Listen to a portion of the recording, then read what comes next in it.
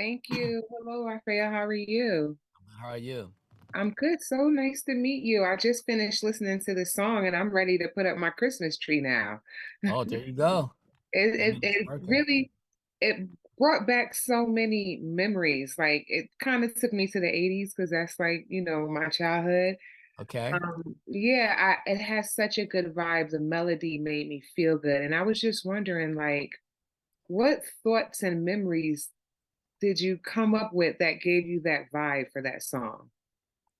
Well, first of all, I had the opportunity of looking at the film, right? Looking at the footage, and it reminded me of my childhood, um, of people having contests in the neighborhood. One of my really good friends had just won. Well, Timothy Riley, one of the guys in my band, he just won first place in a Christmas contest in his neighborhood. And I was so shocked that he was even excited about something like that.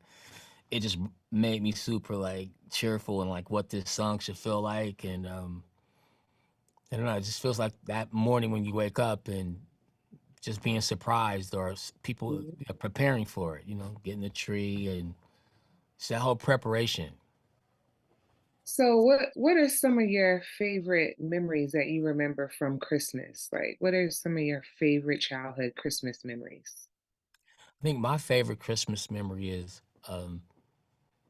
Christmas Eve is always my thing. My parents would go out and then they would leave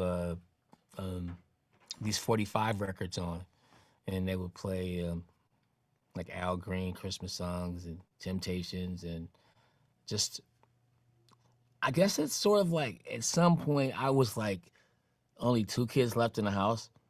So I had to make all these different, fun things by myself. So I think Christmas for me was a little different than most kids. I got a chance to play like I think I got like a bass guitar and amplifiers, I sort of didn't want things that didn't work on their own. I wanted some things that kind of worked. I didn't want to push something and it stop rolling. So for me, for me, it was always finding like those really cool gifts. Like my sister just didn't buy great gifts. I do remember that. She would like buy me like a shoehorn or something. I was like, "Woo, she's a terrible gifter." Uh, It's hard to buy for guys and just to help your sister out there. It's kind of difficult. now my sister's still not a good gifter today. She just didn't want to be. So I think that's what I remember about Christmas. You got to get her back though and give her like some socks or something like Oh, that. trust me, I've been getting her back for the longest time. Yeah. Now, I have to tell you though, it's amazing to see you sitting here and you look the same. Like you have not aged. I was literally talking to my husband about how you've grown through so many generations because we dated listening to music that you wrote and created. Okay. We got married and celebrated music that you created. And now our daughter is a fan of music that you created. And I just noticed that not only do you resonate through so many generations, now you're still here creating. And I have to ask you, who would you collaborate with from the younger generation that's a newer artist right now? Nah, that's probably I really like Steve Lacy is a good friend of mine. Um, who else? Brent Fayez. Just a lot of people that I do work with already. Right. Um, How about somebody that you haven't worked with and that you don't know? I don't really work like that. Really, generally, I don't really think about people that I haven't worked with. It's like because I meet people at a store or something or 7-Eleven. I'll see somebody go, "Hey man, just you want to work together?" And I'm like, "Cool, come by the studio." And that's generally how it works. I don't really sit back. I love music so much. I feel like the energy just brings different people who loves music the same way I do, and it ends up happening that way. Um, Organic. yeah, it's just it doesn't really happen like that to me. I don't generally sit back and go, I want to work with this person. I'm really sharpening my craft all the time. I'm trying to learn something. I take piano lessons now, like classical piano. So I'm more or less studying all the time, trying to learn more things that I enjoy. Right. So, do you hear that a lot? Like how I mentioned to you that, people dated to your music and, got married. And What do you Like, think when you hear that? Like, is that an honor to hear that? oh yeah, I hear all that I made. Like, you know, I'm sure I have a couple of Indeed. kids because of you. I Yeah. hear that, or I hear we named our daughter Deja Mhm. from your song. I hear a lot of anniversaries, our song, and Yes. It can't be it makes their song because it's my song, so yeah, it feels good. I mean, it feels great. Just thinking about it. Going through the motions. Like, why was I doing this music? Because probably there was uh, so many great artists before me who had expressive music, right, and I was really just looking up to artists before me who did a lot of great things. And I said, who am I to come in and not try to add to that tree of great music? And I wanted to be in the conversation too. So I just found myself paying attention to the ones who um, did it best. Like they say, like I'm not a great golf player or nothing like that, but I try to play. But this one saying I hear this guy says, he said, if you want to play like an amateur, you learn from an amateur. If you want to learn play like a pro, you learn from a pro. And I just always found myself watching the pros, the best at it. I just love the best. And if a little bit of that rub off on me, then I'm doing okay. right. So even though like you've worked with a lot of hip hop artists and your music you've worked with everybody, but the source we want to know here, like who would be in your top 5 hip hop like hip hop artists of all times? Oh, I would say Nas is probably my number one MC. Then I would go to Okay. mm, I don't know. Him and Kendrick is maybe Kendrick is probably my number one, honestly, because I'm more. I'll say Lyrical. Kendrick is my number one. Nas is my number two. I would say Busta. Busta's like three. Rakim, and then I would say I would definitely say Uh, uh, come on, Q-Tip. oh, okay, that's a good one. Try.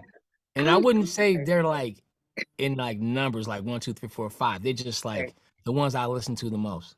right. I saw you But that's post. not really fair because you got Rakim has got to be. It's just so many brand Nubian, Ghostface. I'm like a huge Ghostface fan. I just love hip hop. I feel like they like the savior of like music, of black music. Period. Hip hop. They saved it all to me. So it's like you like. I think you like lyrical more lyricists. Yeah.